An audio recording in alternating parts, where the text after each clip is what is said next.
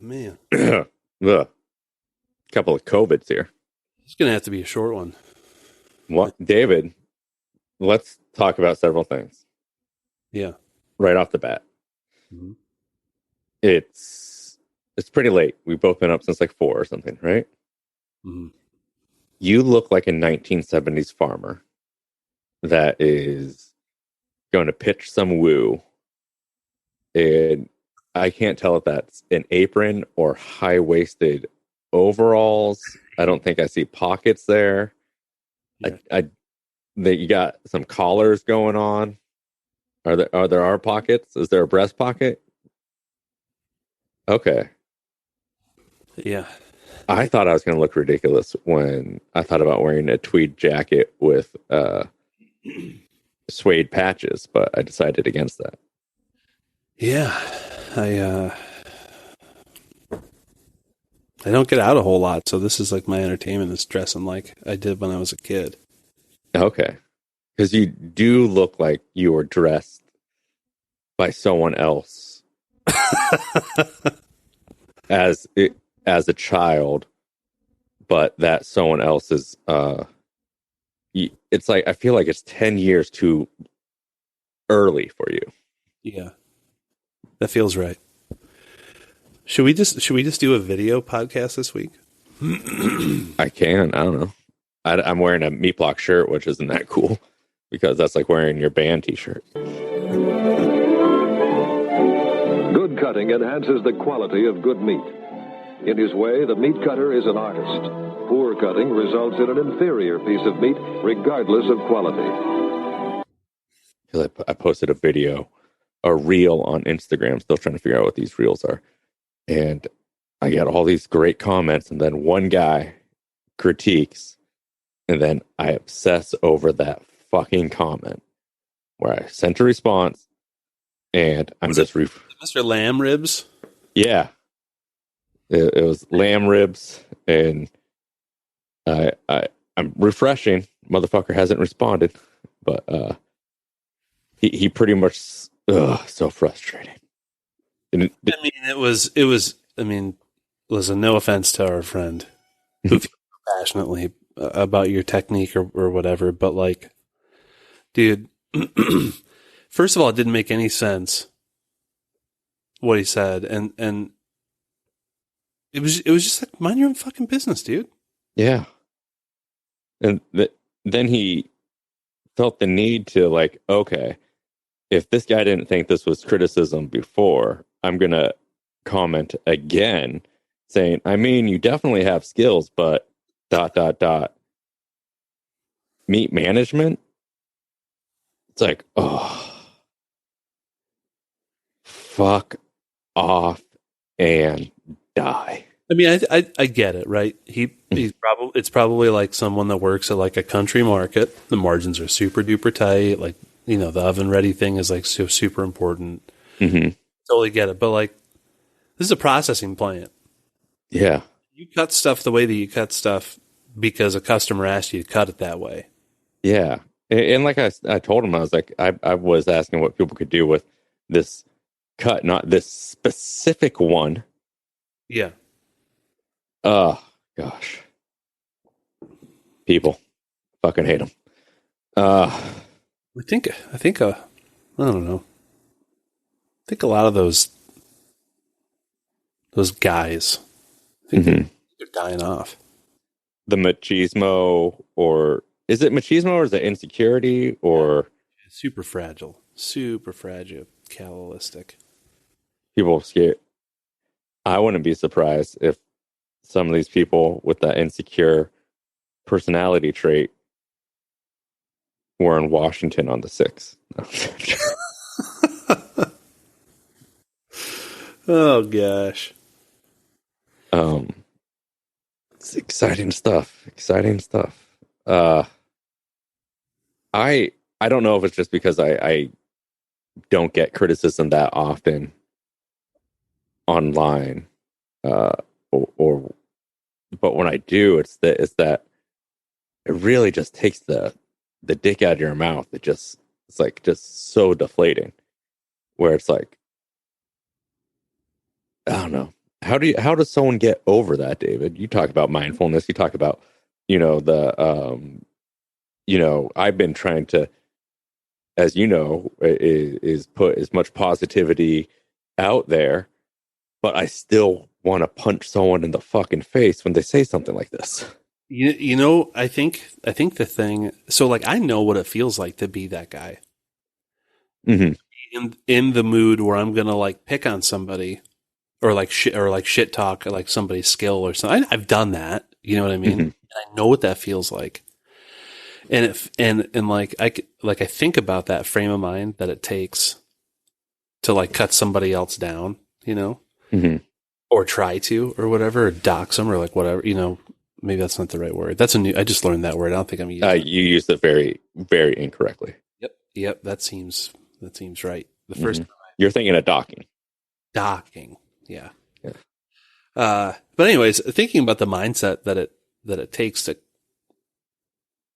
try to devalue somebody or appear superior to them or humiliate them is really what we're getting at, It feels like shit. It's a shitty place to be, but you don't know it at the time because it's empowering. It's like, oh man, I'm so angry and I'm going to like shit on this person publicly and make them look stupid because I'm the authority. It's just like, yeah. At the time you don't know because you're all like righteous and like pissed off, but in retrospect, like it's a super sour feeling. Yeah, and out of all the things to criticize in that video, because trust me, I look at that video and there's many things wrong. How messy my block is, the fact that we use cotton gloves and no rubber gloves, the fact that there's many things that are wrong in that video, but not that.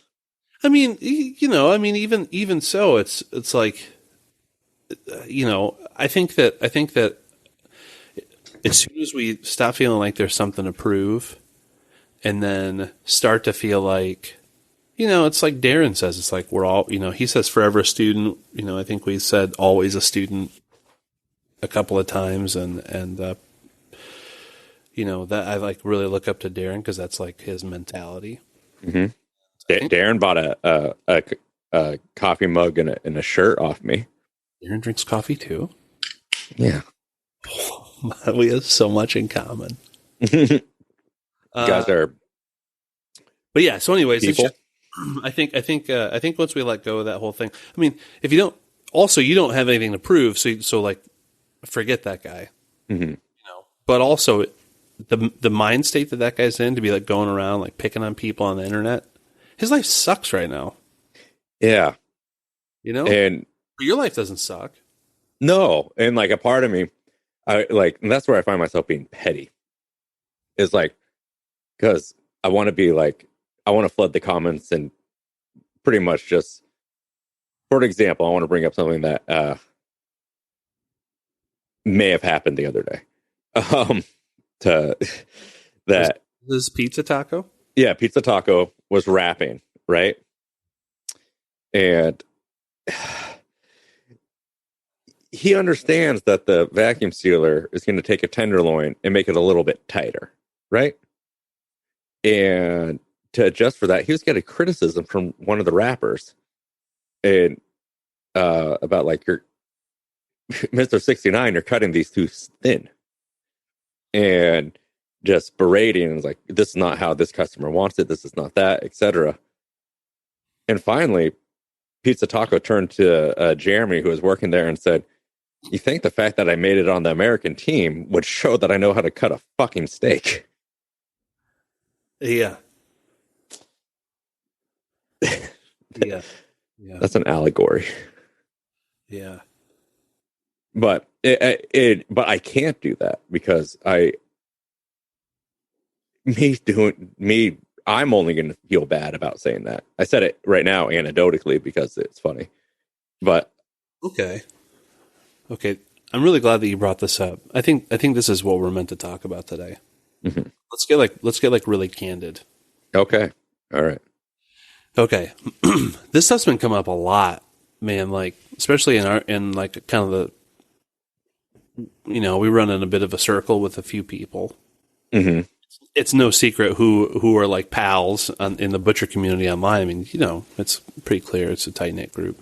Yeah. But it's been coming up a lot. I mean, like there's been some discussions about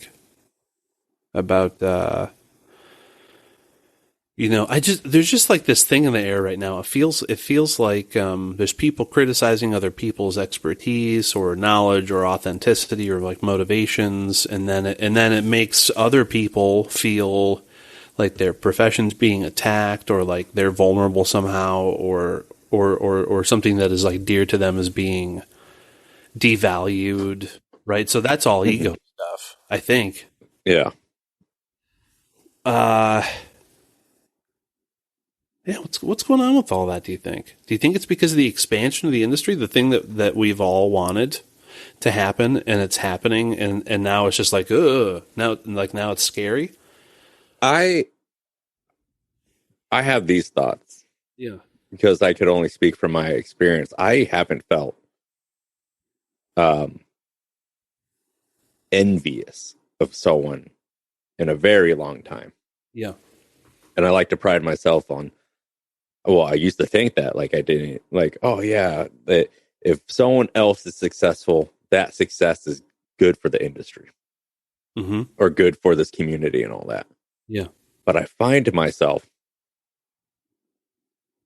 not that stoked on in trying to find the that's great for you attitude when I've been, I don't know. I don't want to say like I feel like dues or anything like that, because that's such a shitty thing to say. I don't even think you think that. But like, you never said that to me before. I don't think that that's the root of it. Yeah. But I feel like, I don't know, like, I can't be like, I want the attention that person or entity is getting, because I already have a platform. I already have an outlet. And honestly, I can't do more because I'm stretched so fucking thin. So it's like, it's envious that someone else is coming up, I guess. Mm-hmm. And then it's made me have to define what essentially what does success mean to me, because I've come to the king. I've always said that. Yeah, I'm constantly never happy. I constantly always want to achieve the next step, and just do and grow and all that. Mm-hmm. But it's unrealistic to maintain. Like Rihanna says, I can't. I'm a paper chaser. But I don't know. You know what I'm trying to say, David. Like I want. It's like when I was a tile setter. I was getting best fucking tile setter I could ever be. When I was a drug addict, I was going to be the best drug addict ever. Mm-hmm. Being a butcher, I'm going to try to be the best that I can be. Podcasting, anything. I just want to always, yeah.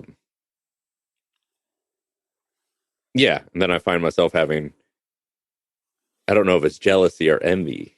I think jealousy is the fear of losing something you have. So I don't know if it's the fear that other people's success is me losing anything. Well, I wonder about this too. Like, what about, okay, listen, when we first started the podcast, I don't know, Harrison was tiny. Mm-hmm. We've been doing this for 4 years, and Harrison's turning 5 in 2 weeks. Yeah, Harrison was tiny. He was like, he did a lot of rolling around at the time. Mm-hmm. And you had, I don't know, I think with work you had like a lot of free time, and I think just you had less on your plate. Now you got a young man that's following you around, talking to you, asking you questions. Mm-hmm. New job. and you're working way longer hours, and you got other stuff going on. You're busy. You know what I'm saying? Like you did, you're busy. Yeah. Could it be more of like, could it be like a fear of missing out? Like there's all this excitement, this like carefree excitement that's going on by other people. And like, you got responsibility right now. And it's kind of like, yeah, I could recognize that because like I think it's the fear of missing out and the fear of losing relevancy. mm-hmm. Where like I don't have time. There's only 2 shows I watch when like a year ago when like I didn't, when I was working my old job and things were more quote unquote normal.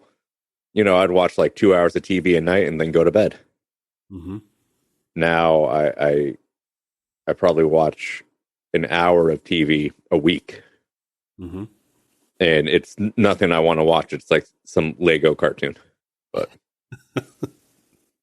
and not the Lego movie. It's like a crappy one. So I could see that as a fear of not being relevant or a fear of missing out. Mm. But yeah, now with all my projects and everything, I now have that to not lose my fucking mind. I have a weekly board where I have to jot out what I do after work. Nice. And then I try to schedule as much as I can to not do anything these 2 days, Friday and Saturday. Awesome. But with selling the merch now, shameless plug, I'm mailing like 20 items out every 3 days or so. Yeah. And then I have to make all that shit. Then inventory manage, which isn't that much for 3 items, but when you're just in your laundry room, it sucks. Yeah. So, but yeah. Yeah, I hear you, man. I think I think something that has been kind of like, I didn't realize was bothering me, but was bothering me was, there was a good chunk of time there where I didn't cut at all. Mm-hmm. I get on the kill. I go kill, but I wouldn't cut, and I started to like really worry about that, about like losing that skills, and kind of seeing the art and the craft and the standards in the marketplace being raised by all this talent out there. I mean, dude, there's a lot of super talented people who are able to share their shit now that weren't able to 10 years ago. Yeah. And just seeing the craft whiz past me as I'm like working on the 90-day new manager onboarding program. You know what I'm saying? Like all this stuff that I think that we need out there in the world, but it's not being a butcher, and that's been like bumming me out. And I think I've been being kind of bratty about it. I think I've been kind of bratty, and I've been like, this is another one I learned, but like docking or doxing, but this one I think I'm saying right, gatekeeping, being like, oh man, that person, even in my own mind, that person's like, they need to go do this thing and get this experience. And it's just like, dude, it doesn't matter. Mm-hmm. Everything shakes out. Everything shakes out just how it's supposed to. I really think it does. Yeah, like gatekeeping is. Am I saying that right? Yeah, like I know what you're referring to. Yeah. People always want to see. I don't know because I can only speak from my experience, so I can't have anyone else's experience. Like I don't know what it's like for other people. Yeah.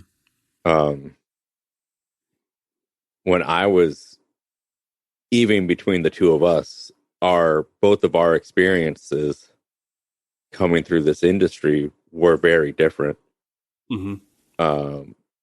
I think if I didn't have my brother in a management position at the first slaughterhouse I ever worked at, I probably wouldn't be in this career, because there is a super strong hazing process that I think a lot of people can't handle, that I fortunately was able to just kind of sidestep, Mm-hmm. because of my relationship with my brother. Mm-hmm. And some people could view that hazing process as a gatekeeping method. Like, if you can't make it through this shit, then you don't have this shit cut out. You know, it could be perceived as the same as like, well, you haven't paid your dues, so I'm not going to give you a shout out. It's not as extreme, but Yeah. Yeah. But so I could only speak it as far as that, and then I also just got lucky with my timing about places I worked before. There was always people who work slaughter and butchers, and cutters who spread, but social media really helped me connect with the boutique retail side of industry, where I could fit into like I'm not a hipster, but like, hey, I could talk like you guys. I got facial hair, and like, I'm a dude and listen to punk music, and I'm also like a slaughterman. So I bypass like that stuff. I think I could have I've experienced situations where it's like I was talking about earlier, that, like, for example, I was delivering when I was working for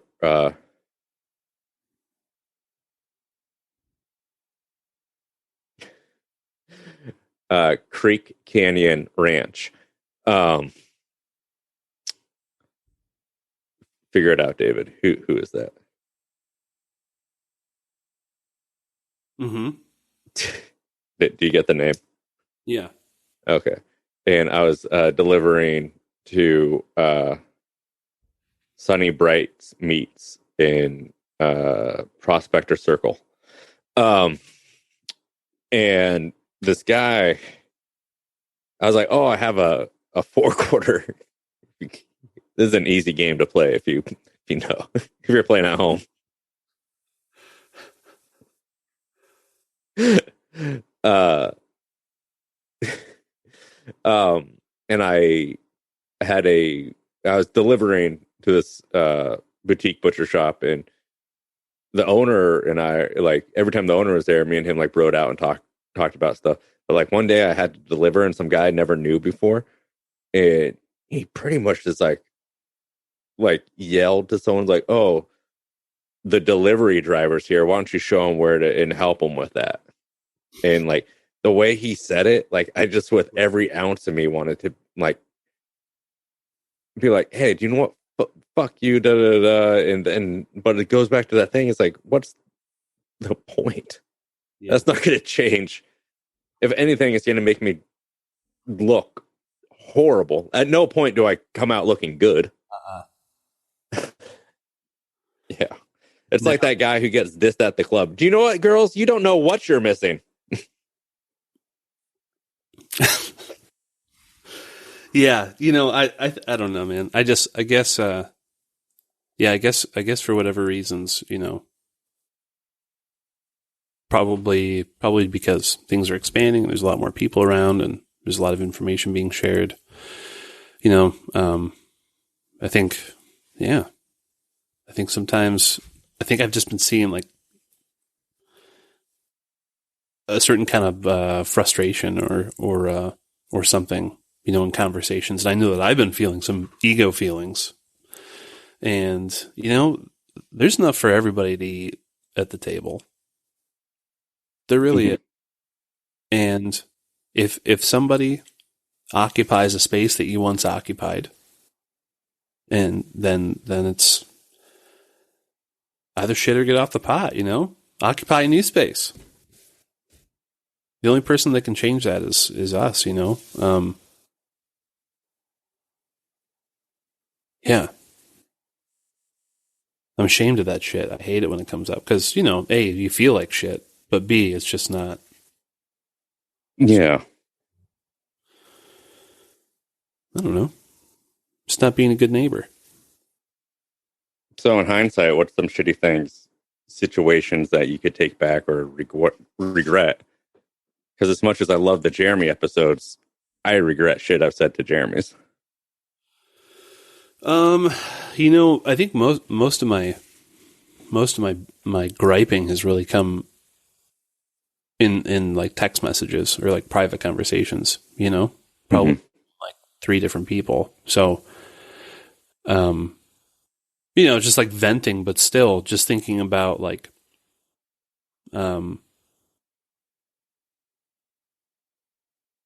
I think when I see,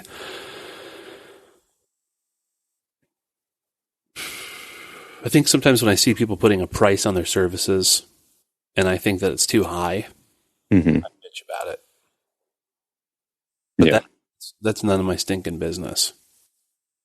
That's between a customer and a provider of a service. It's none of my business. Yeah. We've talked about that. But then I'm also like working out things with third parties right now and putting prices on services. Yeah. And everything I'm reading is I'm underselling, but I feel embarrassed to ask what people say I should.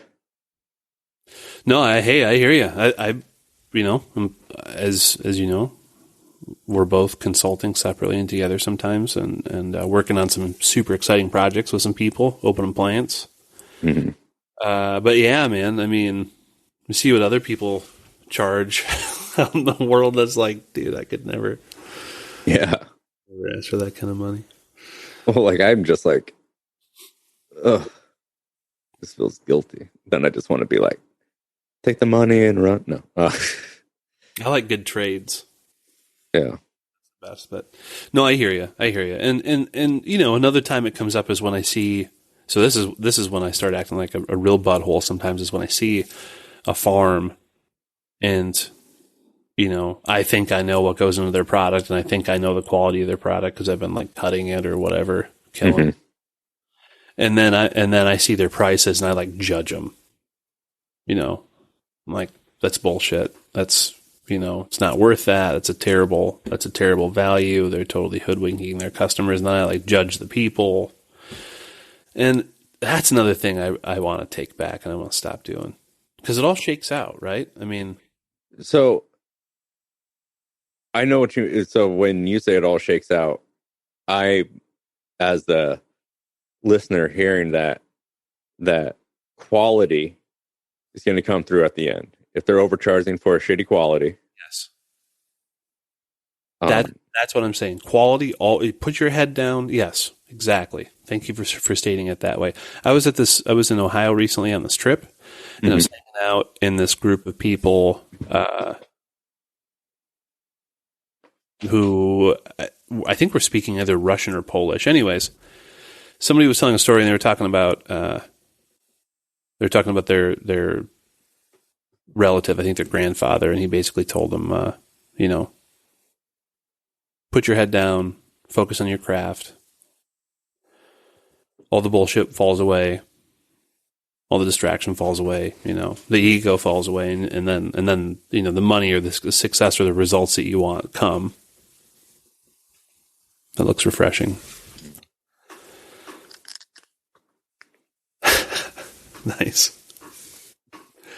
So I think if you just work on your craft and work on achieving the results that you lay out for yourself, because that's another thing. When people don't have results, they it's easy to become an armchair quarterback, right? If you don't have results that you're trying to to realize. So I think, personally speaking, I think I'd be a lot better off if I just put my head down and worked and focused on my craft. And yeah, it's like the the mentality that like I want to take is like, with certain people wanting certain things in life. It's like, I don't understand how something that doesn't apply to you bothers you. As far as like, you see it a lot in fundamentalist groups and things like that. It's like, how does this person living bother you? Yeah. But yet I'll 100% say that and be like, oh, how does someone being gay bother you? That's fucking insane. But then it's like, how does someone asking the amount of money they want for their service bother me? It does, and it is just I don't know if it's because I'm not brazen enough to do that. Maybe it's those right wing conservative coalitions. Maybe they're not just brazen to suck a dick. That's what it's really about. Yeah, I mean, is that the same thing? Well, it's an interesting thought. I think it's a really interesting comparison. Yeah, because it's nothing that, because coming from I like to say a reformed libertarian, but that like truly other people's lives and choices are that of their own, and as long as they're not hurting anyone or taking advantage, then you could argue like, well, are they taking advantage because of they don't have the quality or things like that? Yeah. I think we saw this a few years ago with the rise of like the boutique shops and the overnight Insta celebrity butcher of this people who got more notoriety than some people, and I saw it from the sidelines because I didn't give two fucks if someone in, I don't know, let's say Melrose was had a case that was, beautiful, popping and all that stuff, but it's a 10-foot case, and maybe that for some reason bothered someone in Portland. It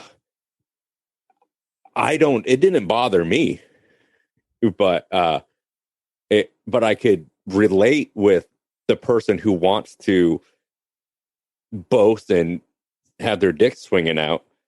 But then I could relate with the person's like, that's really not that impressive. Yeah, but what's the mechanism where we have to tell everybody else that it's also that we think it's not impressive? Like, what's that mechanism? I don't know.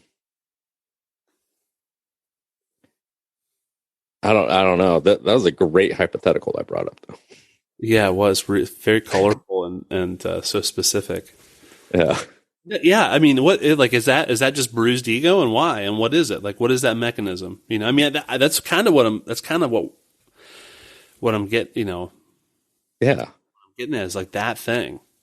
Because the thing who is it? I forget what's. I've been listening to a lot of depressing song music lately. And the singer-songwriter says the things I hate most about other people are actually the things I hate about myself. Yeah, man, that's totally true. Yeah. That like I'll sit there and judge and be like, I can't believe that guy's so judgy, and then I'm like, man, I'm fucking judgy. Or yeah, I'm gonna think about that all week. Is like calling out somebody that you think is clowny or disingenuous or like whatever it is, right? Mm-hmm. Judgment call. Is that the same thing as like, evangelicals saying that the existence of anybody other than cisgendered binary people is bothersome to them? Yeah. Why isn't it the same thing? I guess it is. Yeah, because they both shouldn't affect people's life decision. Yeah. You still wake up in the morning you still, it's like, I don't know. It's like the 12-step serenity prayer. You have to be in charge of the things you could literally be in charge of. Mm-hmm. All right. Well, I'm gonna do that for the rest of the week. Mm-hmm. It's gonna take working that muscle a little bit. Yeah. And I'm not talking about being like rainbows and unicorns and like cupcakes. Yeah. Out of my butt, you know. Well, you can. Yeah. I mean, that sounds great, actually, but. Mm-hmm. But I mean, just like shutting down that judgment mechanism. Mm-hmm. You know?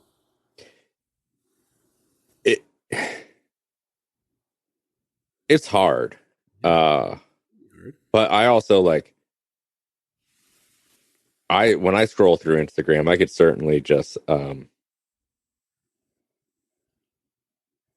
an asshole. But I also, like this gentleman who critiqued me, only knows a 30-second clip. Mm-hmm. Only knows one side of something. Mm-hmm. And it shouldn't. I don't know. I also like to think that there's not like edgelords and fucking, is that a term you learned yet? And shit posts, just like people who just shit post for no reason. Or just like, that sucks, you dummy. Like there's a like Norm. Yeah. Just kidding.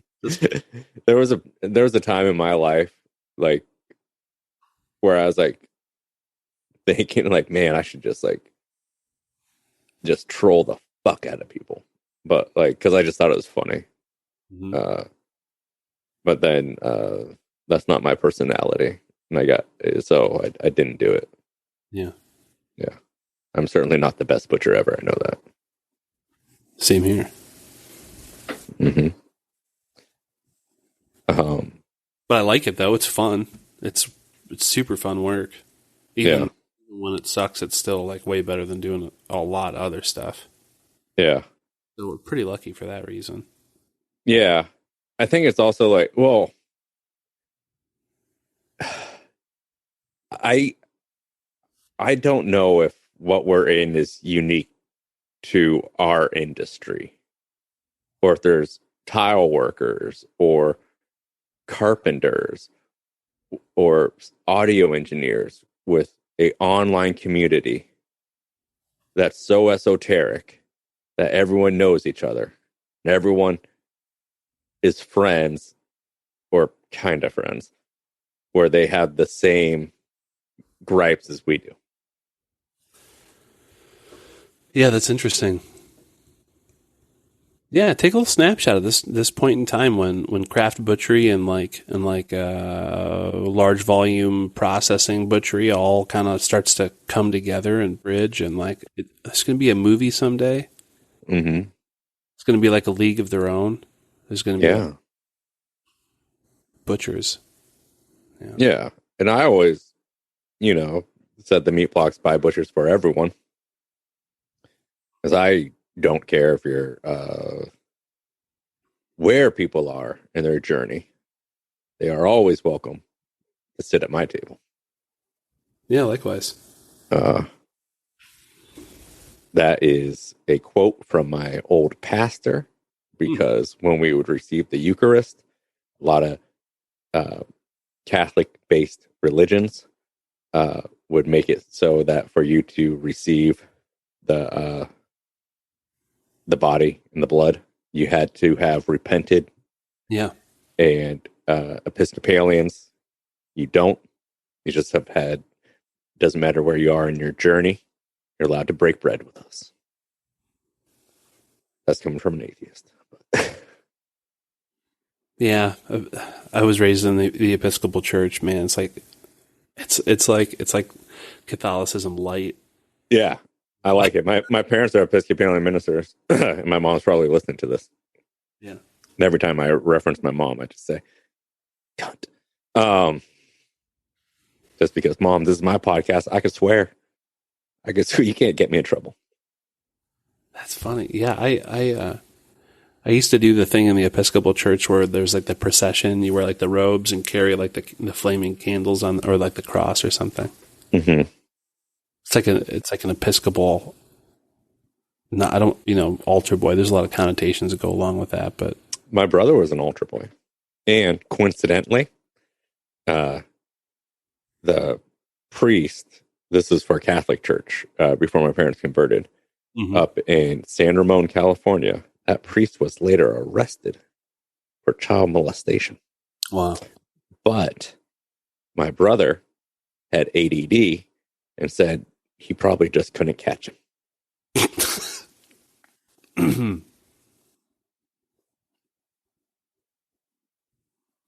That's the true story. I'm going to chew on that a little.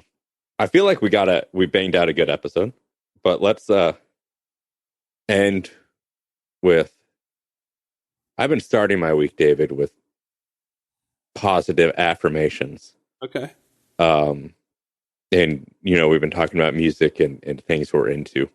So what are some positive things in your life, or things you're looking forward to, or something that you just want to share? I got a couple of things. Let's see. A couple of things. I adopted a new routine back in November, and it's been going strong since then. It like totally changed my life. I go to bed on time. I wake up in the morning, and I walk like between like 4 or 5 miles, like between 3 and 5 miles, depending on the weather. And then I like come back, and I feel like $1 million. I get to listen to an hour and a half of a book or podcasts, and I'm like alert, and I get to see the sun come up, and then I go to work. So I have to get up early as shit, and I have to go to bed kind of early, but that routine has been awesome. And I'm also moving soon, next week. Really? Because it looks like you just unpacked. I did. I just unpacked. I don't want to move, but I do want to move. I don't want to do the moving, but I'm super excited about moving, further north again, working my way back up, and moving onto a sheep ranch where I'm going to be helping take care of this flock of like 150 ewes, I think. Okay. And are they the ones building their own processing? That's somebody else. Those people are in Winthrop, and I'd love to talk to them. I'm actually gonna try to buy a wool blanket from them. This is somebody else, but I'm hoping that maybe I can convince them that they have a custom exempt processing facility. Because wouldn't that be awesome? Yeah, dude. Yeah, it's like out in like the high desert, just like butchering nonstop, doing farm kills. I found a guy that said he can help me build a truck. He's very skilled. I'm like in awe of his skill when it comes to building and welding and fabricating. Mm-hmm. I don't know. I'm kind of excited about that stuff. Getting consulting stuff going, and excited to garden this year. I'm going to have time to garden. Super excited about that. I've been working through my seed catalogs, picking stuff out. Yeah. How about you? Is that what you were asking? Things I'm looking forward to like that? Yeah. No, that's great. I have some things that I'm in the works on that I'm not going to jinx. Mm-hmm. But when they come to fruition, or if they come to fruition, I will be very happy. I'm pretty sure everyone will know if they happen or not, because my online tone will change 100%. It's the American Butcher Halloween costume series for this year. Yeah. Have you seen my new shirt? It has this giant Q on it. Sounds good. All right, hold on 1 second. I'm going to stop recording, and then we can talk shit about people. And we did. We went on to talk about everyone we knew.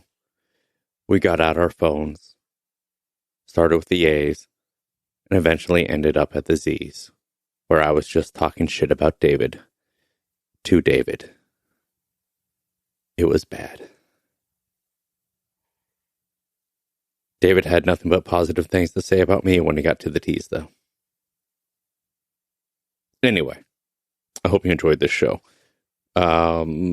Yeah, a unique one. I would like to say that this one covers.